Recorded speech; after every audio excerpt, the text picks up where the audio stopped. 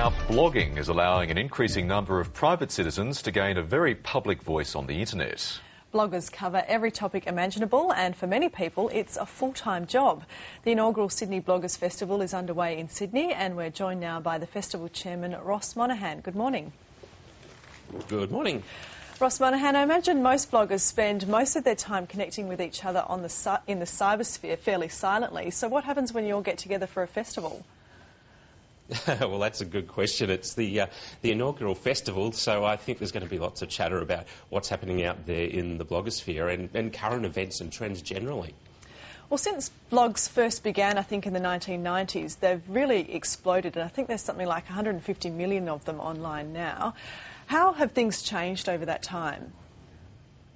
Well, look, I mean, in the early stages, web logs or blogs were pretty much online diaries, and the trend was really much started by teenagers blogging about, their life experiences. It was taking that sort of, written diary onto a whole new level, and people started seeing that they could express their feelings to the world. And in the past few years, we've seen corporates and other people who want to get into the media, have something to say, can start their own blog very easily and very cheaply now. And they're realising that they actually can have an impact, and in some cases they actually can make a living from it.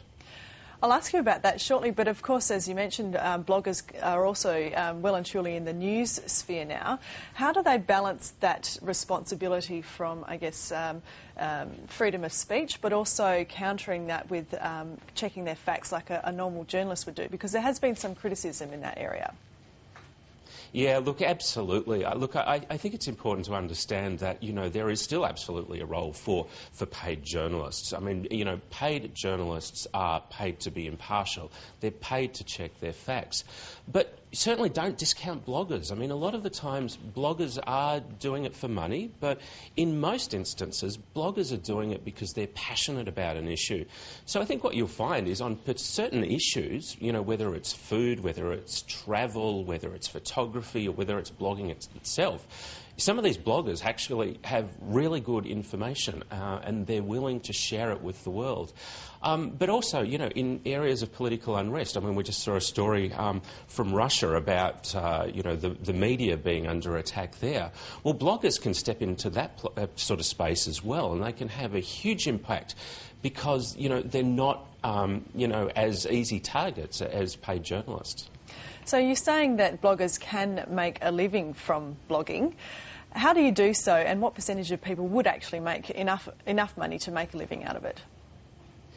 Yeah, look, I mean, there's no doubt it's hard work. I mean, there are a small number of bloggers who are making a living out of it, and they do that by selling ads, providing subscriptions. I mean, much like, I guess, a magazine.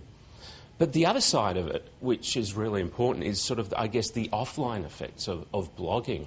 And, a great example is a student I had recently, a postgraduate student who was looking for work in communication. And he came to my office and said, look, Ross, how do I find a job now? And I said, well, why don't you blog about your experience? You're a great writer. Let the world know what you're doing to find a job. Post relevant information. And he did that over, 3 or 4 weeks.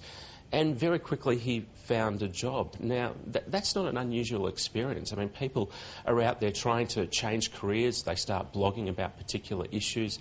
They start to network. They start to do more research in particular areas. So there's a huge beneficial effect. So I imagine a crucial thing there would be internet traffic. How do you get your voice heard amongst the other 150 million bloggers out there? Yeah, that's right. You do need a loud voice, that's for sure. I mean, you need a strong opinion, and you need to have great content.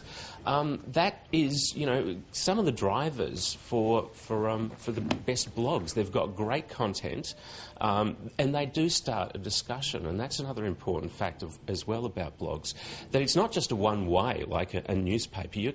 People can actually comment on the stories and interact with each other online. And by doing that, I mean, that builds up momentum, and you find quite quickly that you can have huge numbers of people reading and looking at your blog. Ross Monaghan, thank you, and good luck with the festival. Thanks very much.